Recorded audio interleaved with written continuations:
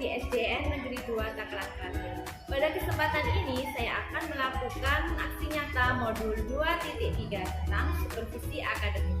Rangkaian supervisi akademik terdiri dari 3 alur, yakni pra-observasi, dilanjutkan dengan kegiatan observasi, dan ditutup dengan pasca observasi.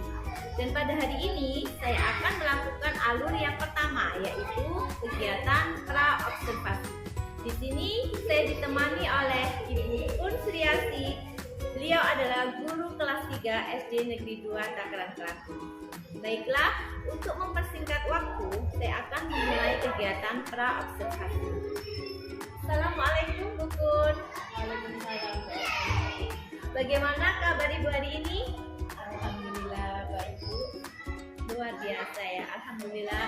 Baik Bu Kun, seperti yang sudah kita agendakan bahwa besok saya akan melaksanakan supervisi akademik. Saya akan membersamai Ibu di kelas untuk pembelajaran. Ya baik. Boleh.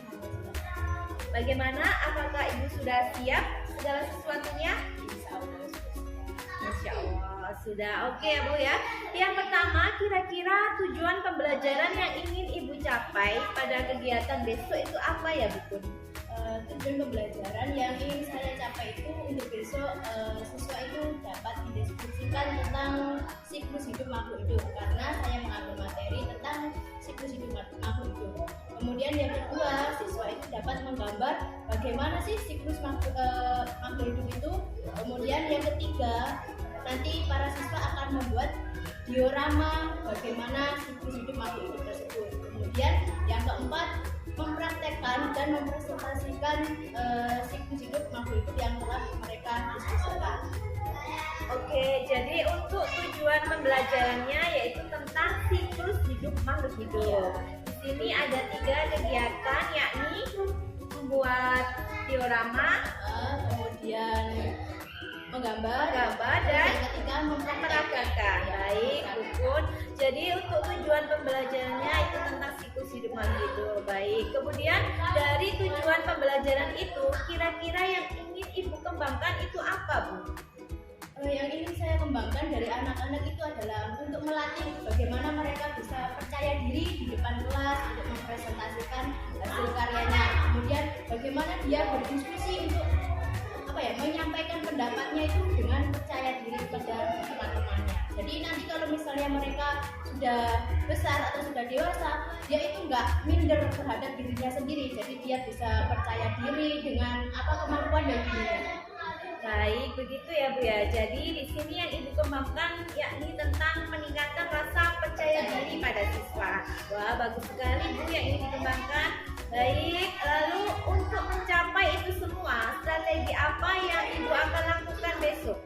Saya menggunakan strategi saintifik sama kooperatif learning, karena nanti di dalam pembelajaran itu kan ada kelompok-kelompok. Jadi itu salah satu kooperatif learning dan juga saintifik. Mereka selain berdiskusi berkelompok, mereka akan mencari sendiri bagaimana pembelajaran bermakna.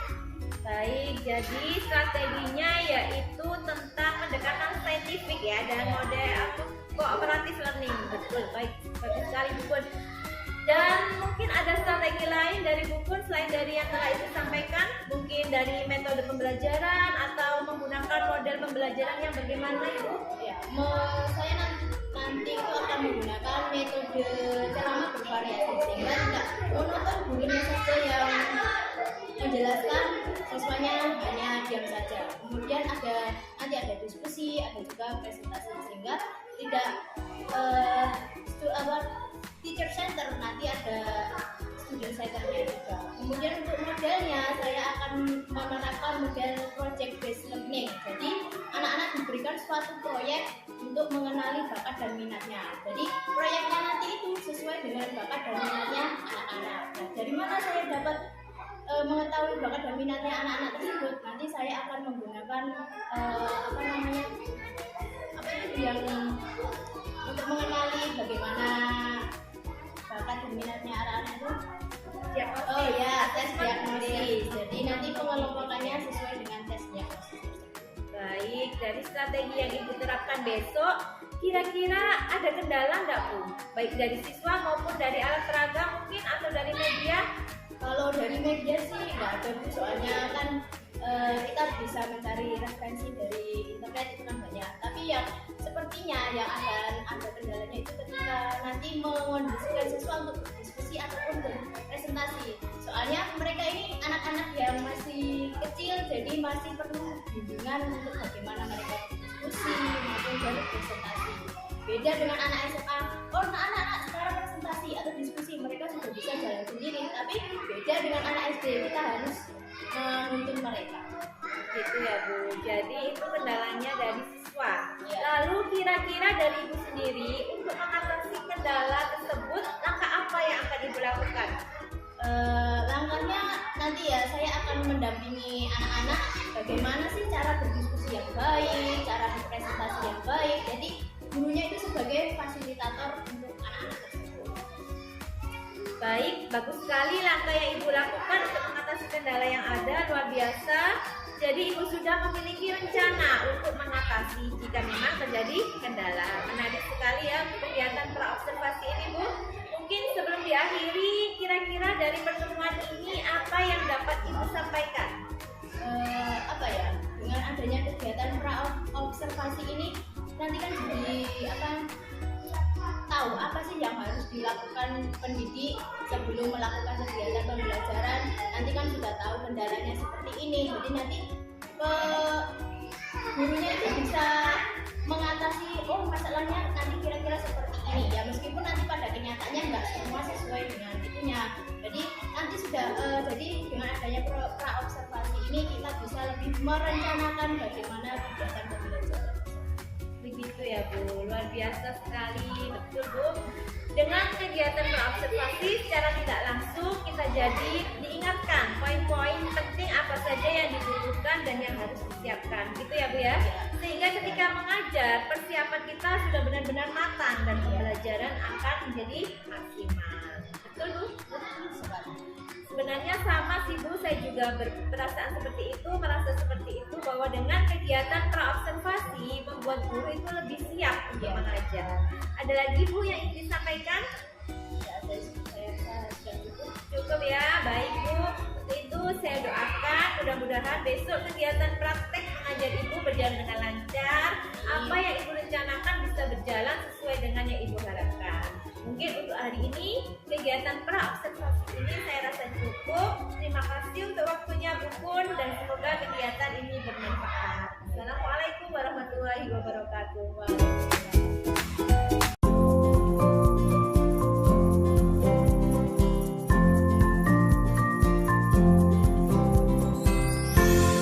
Warahmatullahi wabarakatuh. Selamat pagi anak-anak. Hari ini semangat? Semangat. Oke. Kemarin sudah belajar? Kita mulai kegiatan pembelajaran. Hari ini Bu Kun akan absen dulu. Ahmad Ilzam Al-Ma'ruf? Oke. Adira Fitria? Oke. Adinda? Oke, sebelum memulai kegiatan pembelajaran, hari ini kita pembiasaan dulu. Silakan dikeluarkan juz amanya. Bukan kemarin sampai surat apa? Silakan dibuka mulai al-alaq. Sudah? Sudah ketemu semuanya? Kalau sudah silakan, ayo kita mulai membacanya. Bismillahirrahmanirrahim. Qul a'udzu. Shadaqallahul adzim. Sudah, silakan dimasukkan di bukunya. Hari ini kok kamu semua belum sarapan ini? Belum. Kenapa kok belum sarapan? Maunya kesiangan. Nah, biar kalian nanti belajarnya semangat, kita bernyanyi dulu. Kita nyanyi 17 Agustus, ya? Biar semangat, ayo. Kita nyanyi 17 Agustus. 1, 2, 3. 17 Agustus tahun 45. Itulah hari kemerdekaan kita.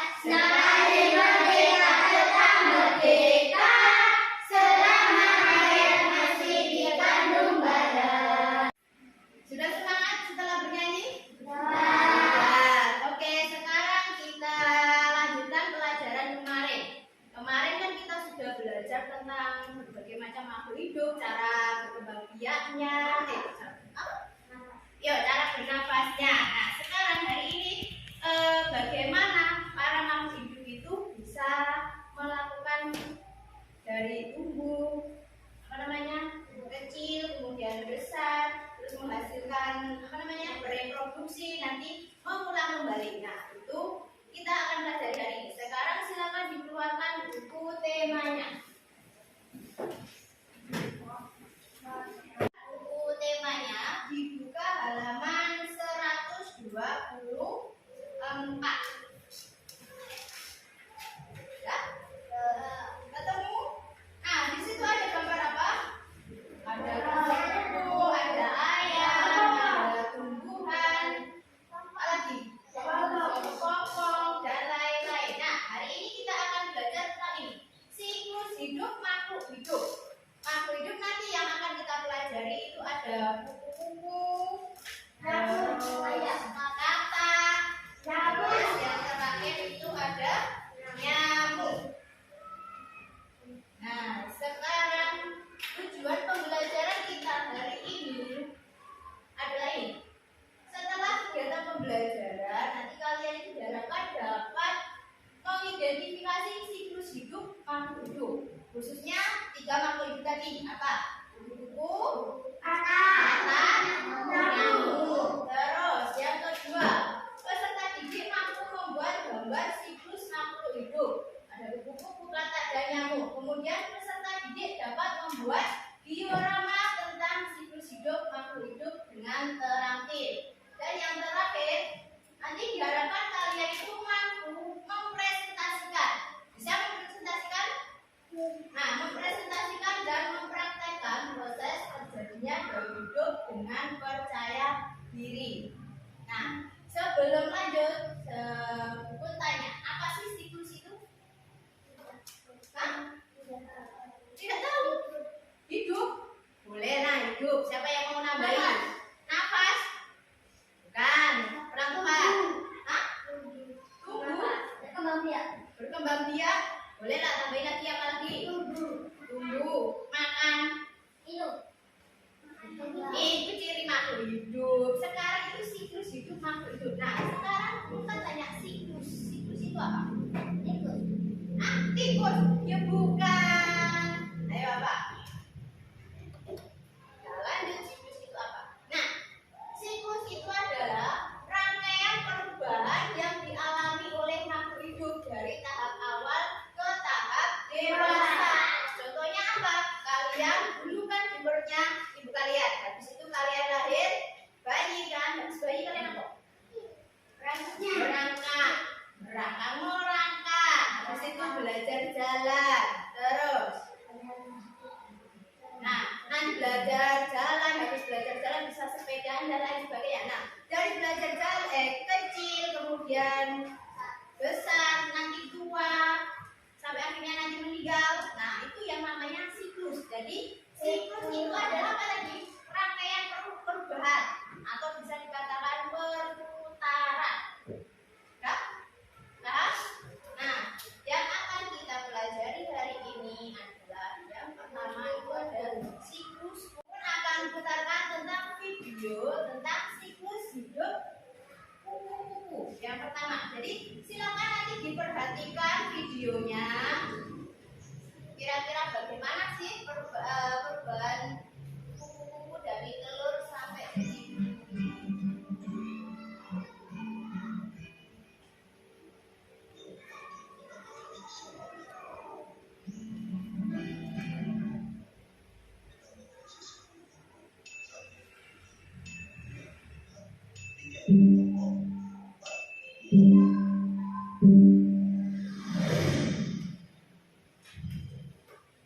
silakan diperhatikan. Biasanya tidak ditemukan terbang di taman pekarangan ini. Banyak orang yang belum mengetahui bahwa kupu merupakan wujud dewasa dari ular.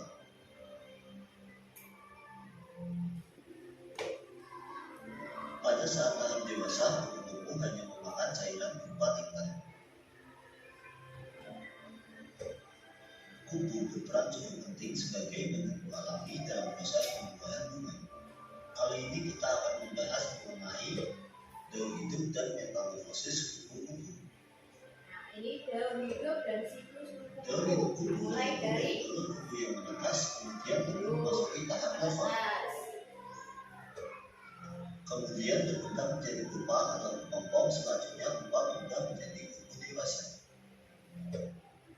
Kuku memasuki masa kawin dan akan menghasilkan kuku generasi baru dengan siklus yang sama dan akan berulang kembali.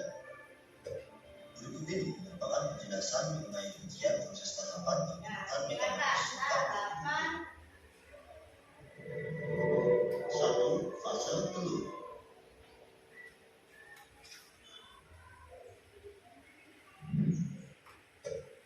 Setelah memasuki masa kawin, kuku betina akan menghasilkan telur. Beberapa telur jenis kuku mungkin berbentuk bulat, tetapi ada juga beberapa telur dari spesies lainnya berbentuk racun.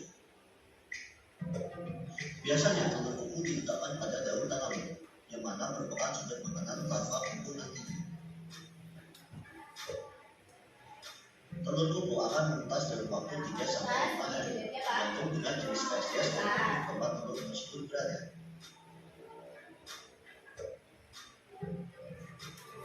2. Fase ulat atau larva.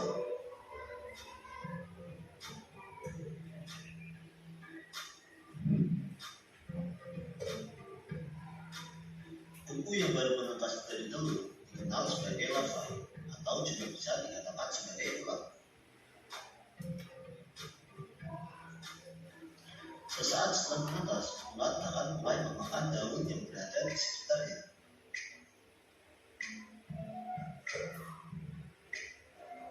Pada saat fase ini, ulat membutuhkan banyak makanan sehingga akan merusak tanaman dan sering dianggap sebagai hama.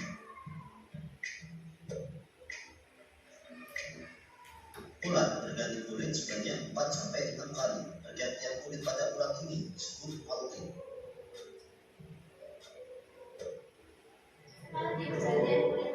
3. Fase kepompong atau pupa.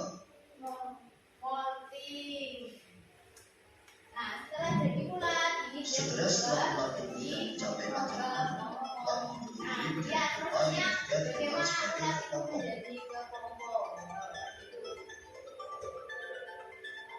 Kepompong biasanya berwarna hijau atau coklat. Hal tersebut bertujuan untuk menyadarkan diri sesuai dengan lingkungan sekitar. Jika dilihat dari luar kepompong, kelihatannya ulat itu mungkin hanya beristirahat dan tampak tidak beraktivitas. Tetapi sebenarnya di dalamnya terdapat proses perubahan yang dilakukan. Proses pembentukan ini berlangsung antara 7-20 hari, tergantung dari jenis spesies tersebut. 4. Fase dewasa atau primari.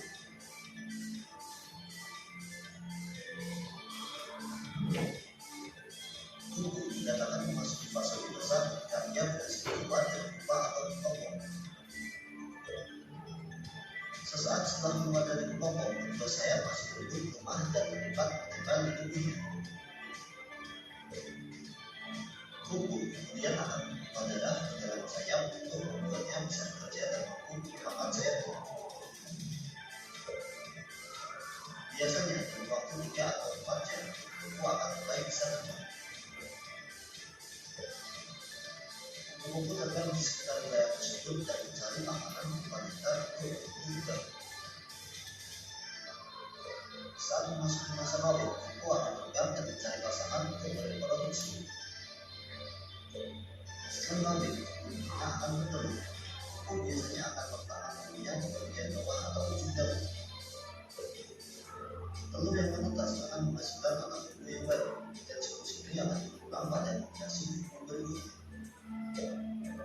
Karena kuku mengalami 4 fase tahapan pertumbuhan, maka dapat disebutkan bahwa kuku mengalami proses metamorfosis itu.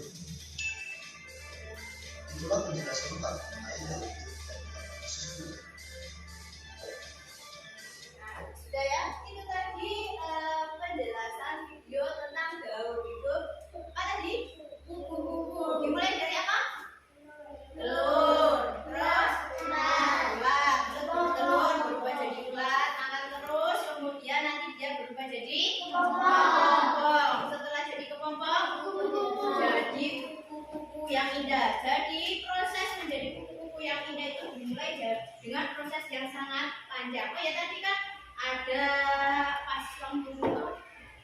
video tadi dijelaskan ulat itu berganti apa tadi?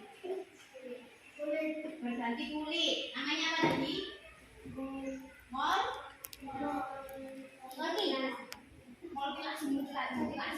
Moti. Ya, moti. Ya. Kita lanjutkan.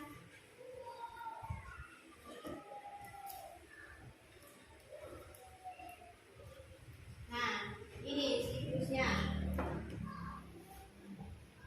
Jadi dimulai dari ini. Kupu-kupu dewasa akan menghasilkan telur. Telur nanti menetas menjadi ulat. Setelah jadi ulat berganti kulit. Nah, langsung jadi kepompong. Dan bisa dikepompong nanti akan jadi kupu-kupu. Nah, untuk siklus hidup kupu-kupu ada yang ditanyakan? Tidak ada? Kalau tidak ada, kita lanjutkan di siklus hidup katak. Nah, siklus hidup katak seperti ini. Dimulai dari katak dewasa nanti katak dewasa terus nanti menghasilkan telur. Habis telur jadi berudu atau biasa kalian lihat kecebong. Ya, tahu kan kecebong? Nah, dari kecebong dia berubah menjadi katak muda. Habis katak muda nanti berubah menjadi katak dewasa. Nah, kemudian katak dewasa ini nanti akan bereproduksi dan menghasilkan telur lagi. Nah, telur nanti berubah jadi kecebong lagi, jadi katak muda, jadi katak lagi. Nah, itu adalah siklusnya. Nah, sekarang silakan diperhatikan video siklus hidup katak.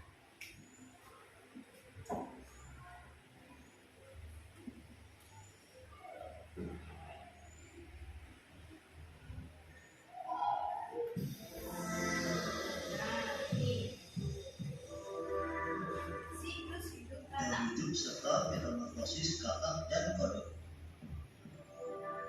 1. Telur. Pertama apa? 2. Telur. Kecebong.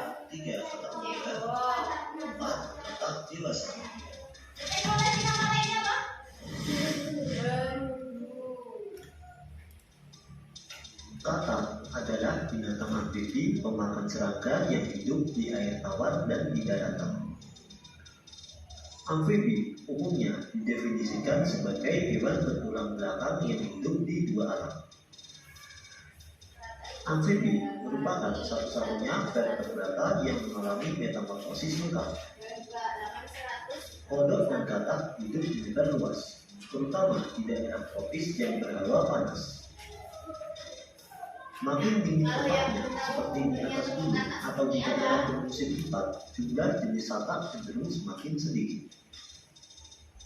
Hal itu disebabkan karena katak termasuk hewan berdarah dingin yang membutuhkan panas dari lingkungannya untuk mempertahankan hidupnya dan menjaga metabolisme tubuhnya. Daur hidup katak dimulai dari telur katak yang menetas. Bayi katak yang baru menetas dan hidup di air disebut kecebong, yang akan berkembang menjadi katak muda.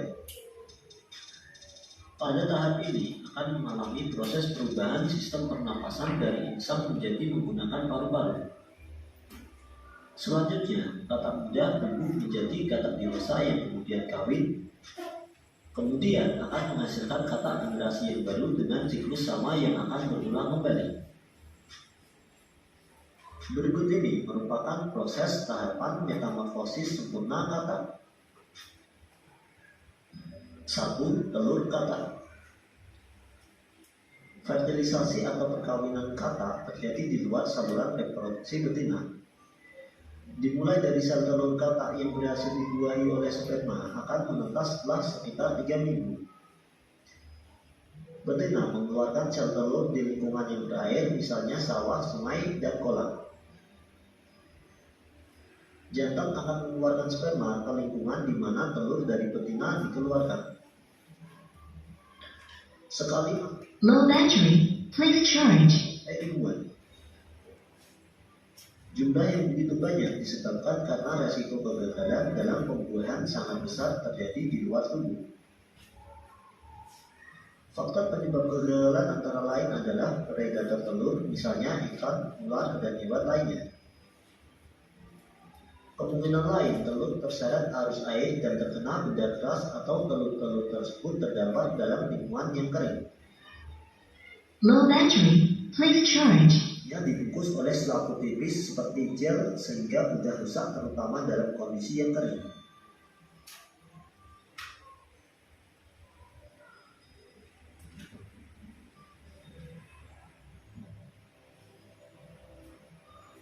Dua, berudu atau kecebong.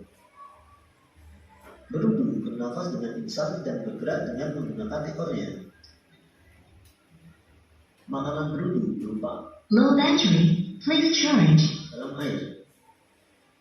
Kurang lebih makanannya mirip dengan ikan. Fase berudu akan terjadi sekitar 6 minggu.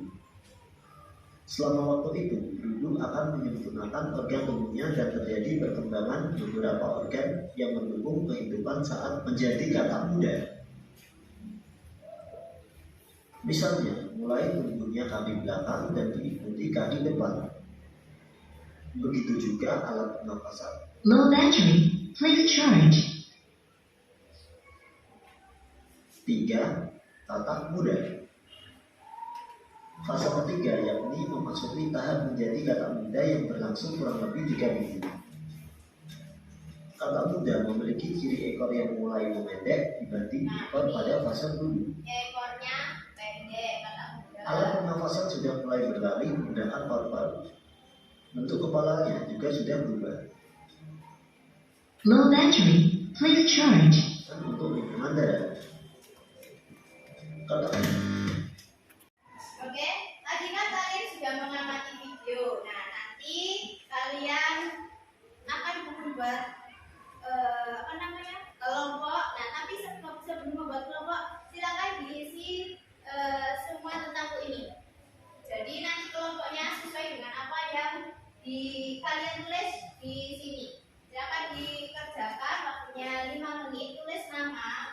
Nah, di situ ada pertanyaan-pertanyaan, silakan dijawab. Jadi nanti kan ada yang saya lebih suka belajar dengan cara apa, ada yang melihat gambar, ada yang mendengarkan, nanti silakan kalian pilih. Jadi nanti kelompoknya sesuai dengan minat dan kesukaan kalian. Di situ.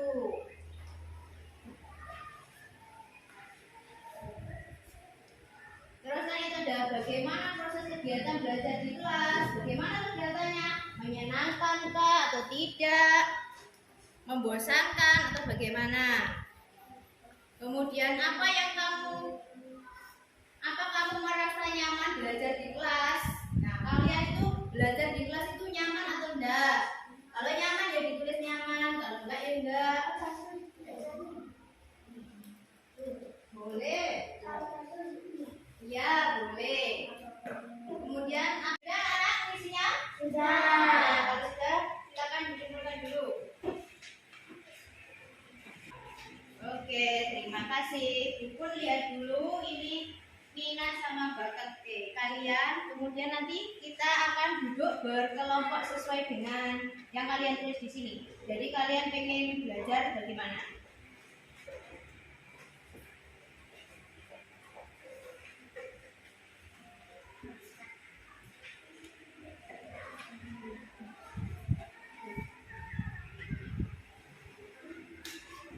Oke, Bukun sudah melihat semuanya. Kalian lebih suka belajar dengan bagaimana? Sekarang kalian berkelompok 3 orang. Jadi ini sesuai dengan di sini ya. Ini Adin, Dira, sama Tiara duduk satu kelompok. Jadi mejanya juga satu kelompok. Kemudian Reno, Rian, sama Yudana satu kelompok.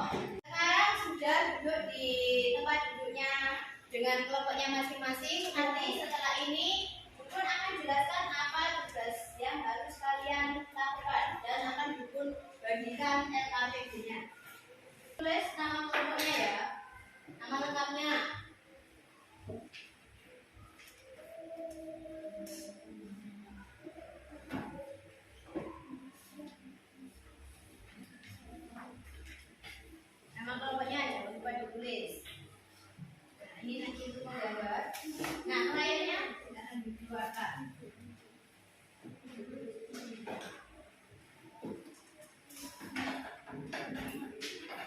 sini untuk kelompoknya Haris.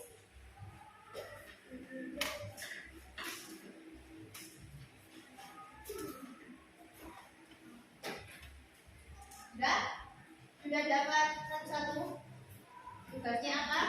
Nah, nanti LKPD-nya silakan dikerjakan. Nah, untuk yang kelompoknya Dira, kalian silakan membuat gambar tentang siklus hidup kupu-kupu tadi. Jangan tahu? Nah, gambarnya kayak gimana? Di sini, nyontoh di sini boleh, nyontoh di depan boleh. Jadi silakan kalian buat kayak gini. Ya, digambar di sini. Nanti ditulis nama kelompoknya. Kalian bawa pewarna kan? Nah, nanti diwarnai biar semakin bagus. Kemudian yang untuk kelompoknya Reno, nanti kalian membuat diorama. Caranya gimana, Bu? Ini sudah ada. Silakan kalian gunting sesuai dengan ini. Nah, kalau kalian mau mewarnai ini juga nggak apa-apa, boleh. Jadi ini nanti digunting. Nah, ini digunting sini. Sini nanti ditempel sini kan, ditempel-tempel ya. Ya, jangan gunting. Jadi guntingnya sesuai dengan ini. Ini, sing garis lurus sini jangan gunting. Ya, gunting sesuai ininya. Ya, kalau yang kalian silakan kalian diskusi. Nih, kalian nanti memperagakan ini. Gerakan menirukan paning daun hidup kupu-kupu. Ini nanti siapa dipilih yang mau melakukan gerakan ini, ada satu orang yang menjelaskan. Ya. Jadi misalnya ini siapa Yudana yang bagian apa namanya? Jadi yang memeragakan ini, yang menjelaskan misalnya Rian. Jadi misalnya nanti Yudana ini buat Anissa ya. Ini berguling gitu. Berguling. Jadi nanti Rian ini menjelaskan. Nah, posisi tiduran sambil menjaga kaki ini seperti posisi apa? Ini kan? Ini siapa tadi? Lalu terus ini kayak apa? Ini. Nah, nanti kamu jelaskan kayak ini. Ya. Terus ini silakan juga diisi.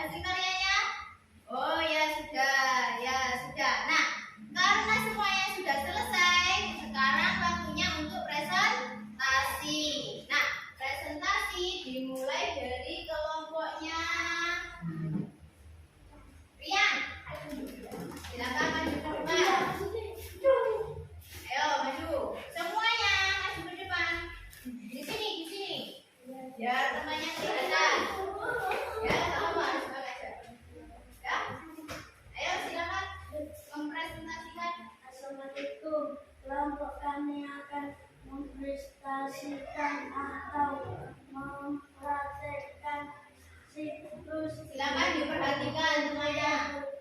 Sama telur coba.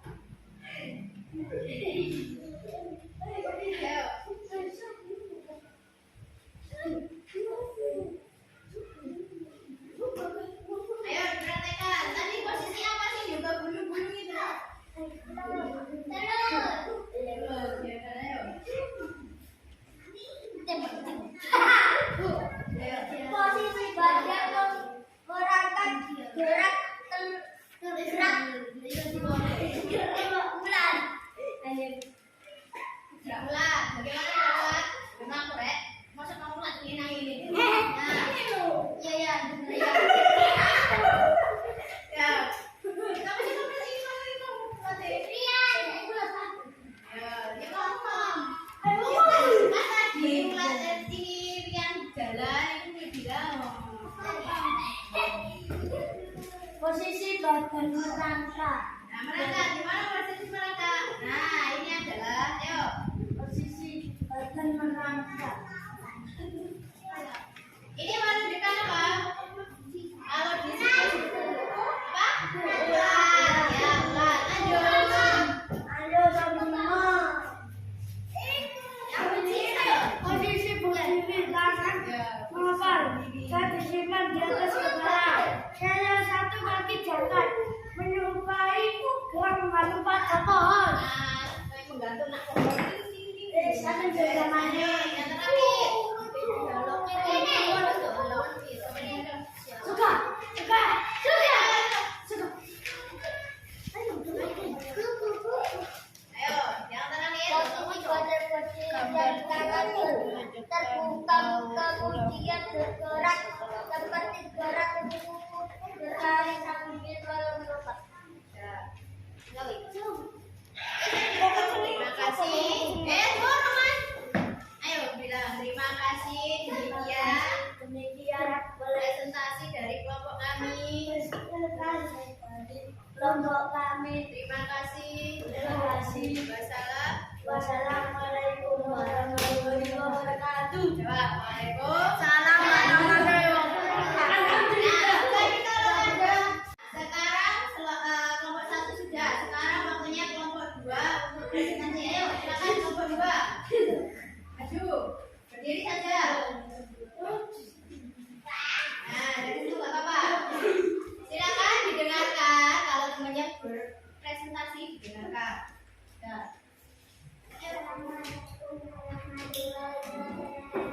Waalaikumsalam warahmatullahi wabarakatuh.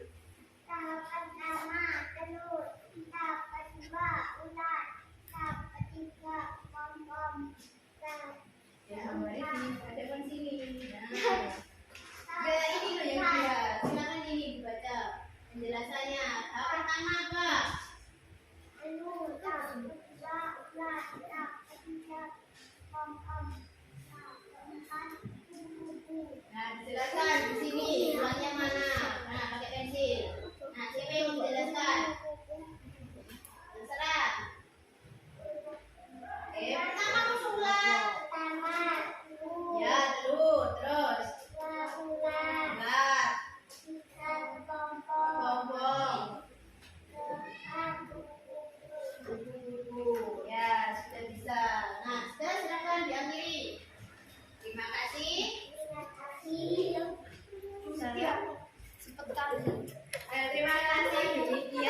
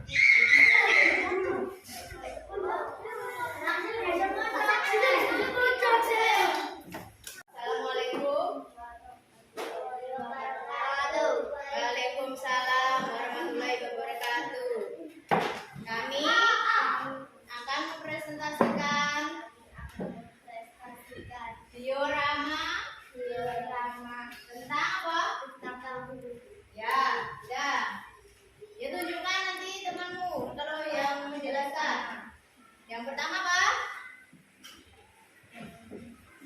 Nah, pertama telur. Di mana telurnya itu? Gambarnya nanti di orang kamu mana telurnya? Nah, ini adalah gambar telurnya. Lanjut. Nah, kedua apa? Ular. Ya, ular. Mana gambar ularnya?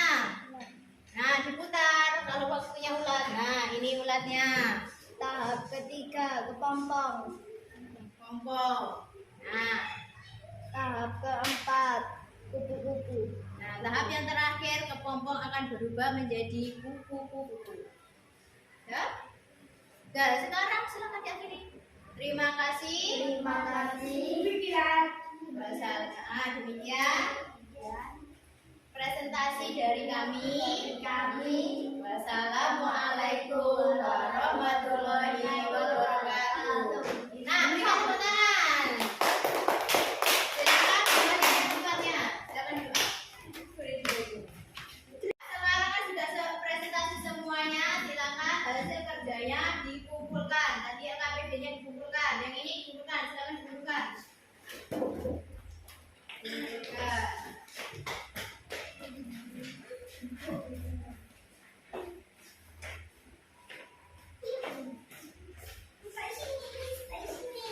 Nah, sudah selesai semuanya. Bagaimana pembelajaran hari ini?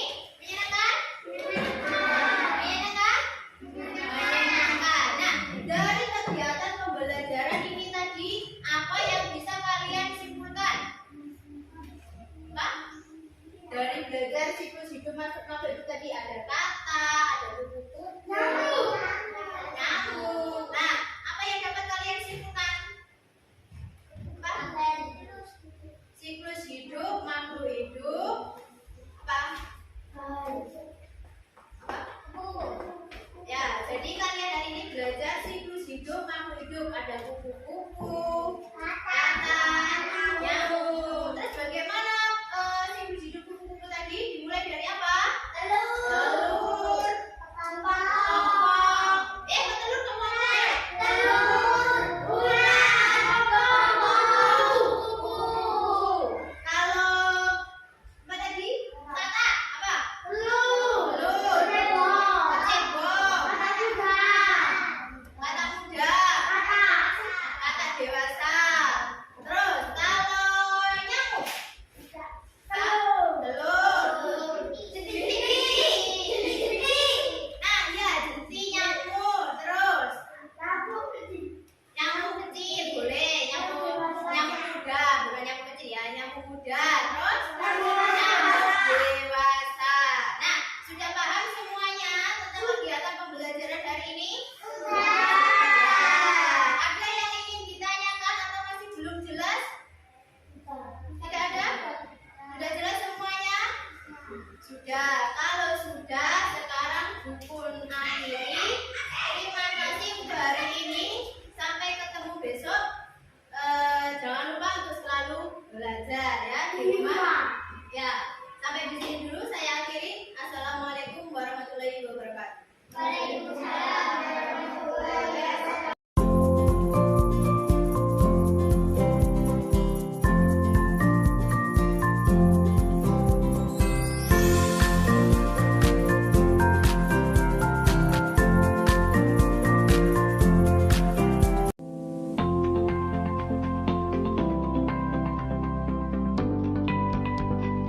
Assalamualaikum warahmatullahi wabarakatuh.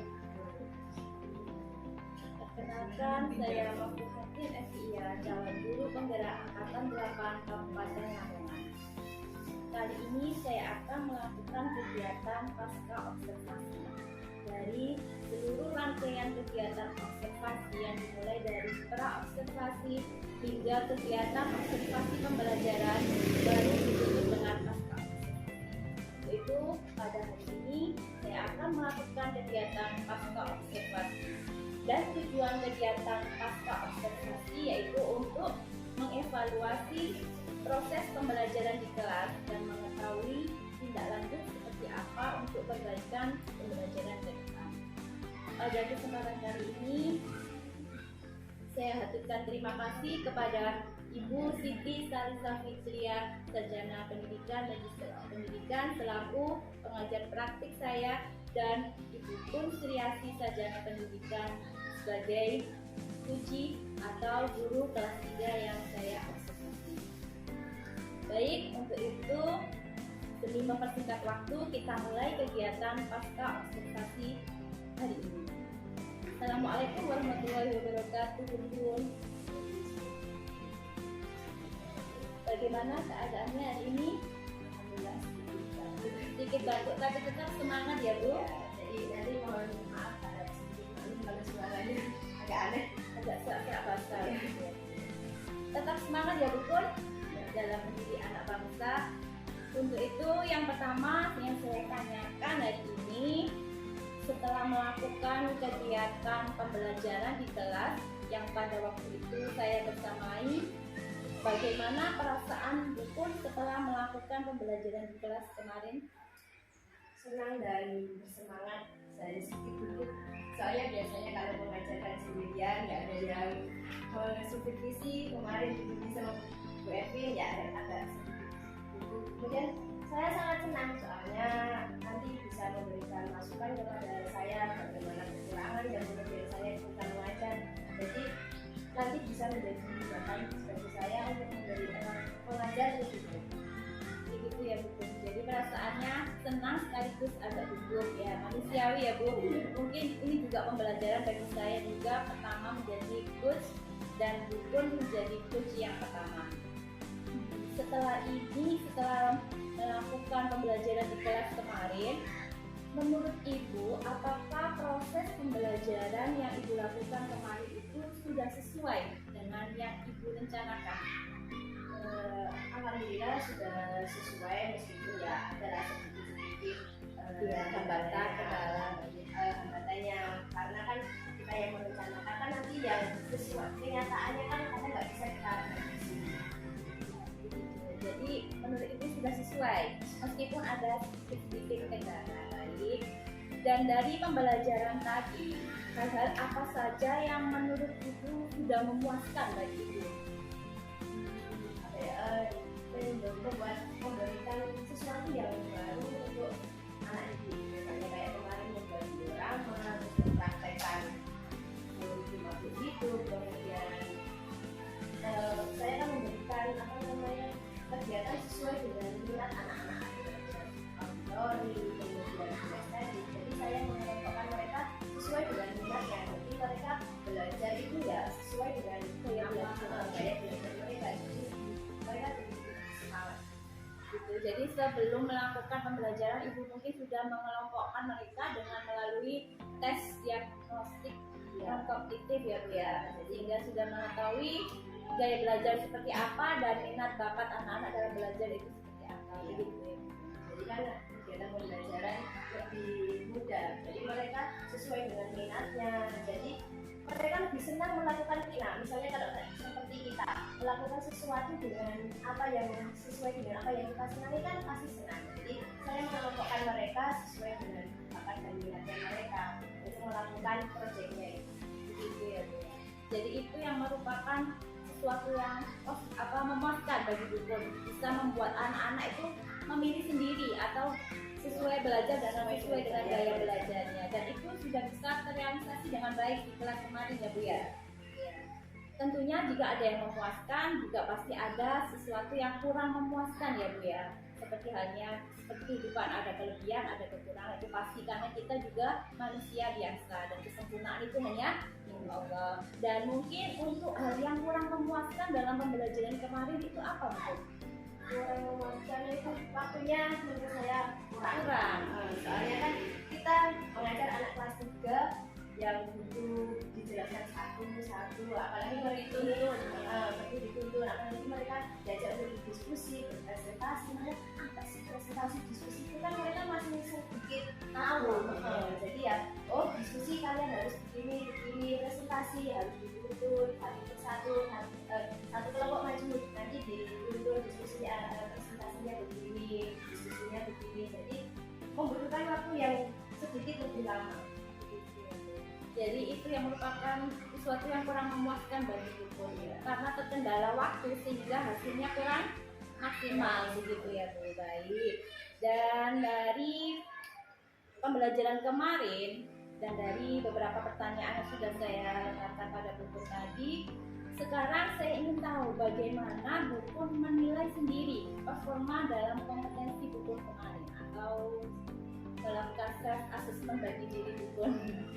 Kalau diberi range 1 sampai 10, mungkin saya akan memberikan nilai pada Mungkin berada di posisi ke angka berapa? Angka 8. Angka 8 menurut saya juga sudah WOW ya Bu ya, sudah wow, berarti Bukun merasa sudah berada di posisi 8. Nah, bisa Ibu sampaikan apa yang membuat Ibu menilai diri Ibu demikian? karena saya sudah mengajar sesuai dengan apa yang saya rencanakan, kemudian memberikan media yang sesuai dengan minat dan bakat anak-anak. Jadi ya cuma itu saja. Kemudian ya itu tadi ada kekurangannya tentang diskusi presentasi. Gitu ya Bu ya. Terus untuk kompetensi Bukun sendiri dalam mengajar sudah merasa ada di posisi ke-8. Mengapa bisa menilai demikian, bisa dijelaskan Bu?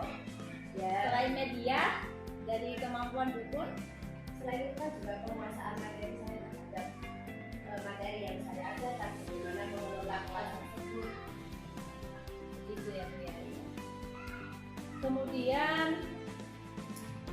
mungkin Ibu bisa menceritakan dari serangkaian pembelajaran di kelas kemarin dan dari hal yang memuaskan, dari kompetensi yang Ibu nilai diri Ibu berada di posisi ke-8.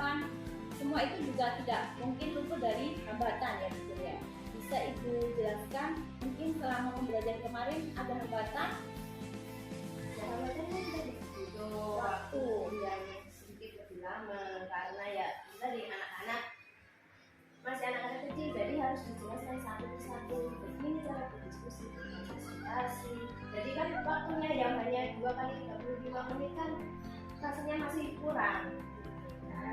Jadi intinya hanya terkendala masalah waktu, dan mungkin Bukun bisa menjelaskan untuk mengatasinya bagaimana caranya Bu. Nah, sepertinya untuk mengatasi masalah tersebut lebih ke mempersempit materinya. Kalau kemarin kan ada dari mulai kupu-kupu, terus nyamuk, kodok. Nah mungkin bisa diambil misalnya kita satu hari itu membahas kupu-kupu Spesifik ya. spesifik. Jadi satu hari diambil kupu-kupu saja. Jadi kan nggak terlalu lama untuk menjelaskan Materi secara keseluruhan. Jadi cara mengatasinya yaitu dengan mempersempit ruang lingkup materi. Jadi diambil spesifikasinya aja. Jika kita hari ini fokus untuk pembelajaran daur hidup kupu-kupu, besoknya apakah itu juga sudah sesuai dengan program semester ataupun tahunan? Kalau dengan cara seperti itu Bukun, bagaimana cara mengatasinya? Promes kan bisa sendiri sesuai dengan apa yang Kebutuhan kita. kan disesuaikan dengan kegiatan di kelas Ya, ada yang dengan lingkungannya. sekarang kan kurikulum merdeka gitu ya Bu ya. Baik, dan untuk pembelajaran selanjutnya kira-kira strategi apa Bu? Ada tidak strategi yang Ibu terapkan agar tujuan pembelajaran itu bisa tercapai lebih baik lagi atau lebih maksimal lagi?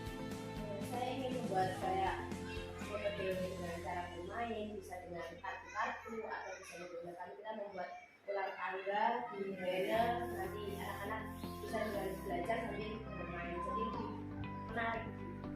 Sepertinya kalau seperti itu untuk anak yang kelas 3 lebih menarik daripada mereka berdiskusi. Soalnya kalau berdiskusi apa sih masih bingung. Jadi kalau misalnya kita kasih metode bermain, mereka sebenarnya lebih. Jadi strategi untuk ke depan yaitu belajar sambil bermain atau pembelajaran berbasis permainan. Baik. Dan setelah apa yang saya tanyakan pada Bukun, sekarang bolehkah saya menyampaikan hasil pengamatan saya, Bu? Ya. Baik, saya akan menyampaikan hal-hal yang sudah teramati sesuai dengan pembelajaran yang Ibu lakukan di kelas kemarin. Mungkin menurut saya setelah mengamati pembelajaran kemarin, Ibu sudah melakukan pembelajaran sesuai dengan alur dengan baik, sesuai dengan rencana pembelajaran yang disiapkan juga sudah sesuai, dan mungkin itu tadi hanya kendala masalah waktu. Tapi di sini ada yang kurang, Bu. Kemarin saya melihat Ibu belum menerapkan pembelajaran sosial emosional, Bu. Dan mungkin itu juga merupakan hal yang baru mungkin bagi Ibu, jadi masih kurang menguasai sehingga lupa mungkin menjadikan dalam FPP, sehingga dalam pembelajaran saya rasa belum ada kegiatan pembelajaran sosial emosional, sehingga anak-anak mungkin kurang semangat, atau ya itu tadi mungkin juga bisa dikarenakan karena metode untuk kelas rendah anak-anak diskusi itu terlalu jadi terlalu kesulitannya tinggi, atau mungkin anak-anak juga belum memahami seperti apa diskusi itu, atau karena memang kurangnya pengendalian sosial emosional itu tadi juga bisa, sehingga menurut saya, saran saya di sela-sela pembelajaran itu kita beri anak-anak motivasi atau seperti ice breaking, atau menggunakan pembelajaran sosial emosional dengan teknik stop, itu juga bisa untuk mengontrol emosi siswa sehingga anak-anak bisa mengelola emosinya dengan baik dan tidak menghindari tekanan dalam proses belajar. Nah, setelah apa yang saya amati tadi, bagaimana pendapat Bukun mendengar hasil penyampaian saya tadi? Terima kasih atas masukannya Bu Egi. Mungkin untuk pembelajaran selanjutnya saya akan memasukkan yang LPS itu tadi supaya bisa lebih menarik kegiatan pembelajaran. Jadi itu karena saya juga masih banyak belajar. Iya. Jadi ya terima kasih Bu, masukannya nanti bisa diterapkan untuk kegiatan pembelajaran selanjutnya. gitu ya. Jadi itu merupakan salah satu rencana tindak lanjut Ibu ya. Mungkin ada lagi rencana tindak lanjut yang selanjutnya yang ingin Ibu lakukan di kelas selain dari pembelajaran sosial emosional.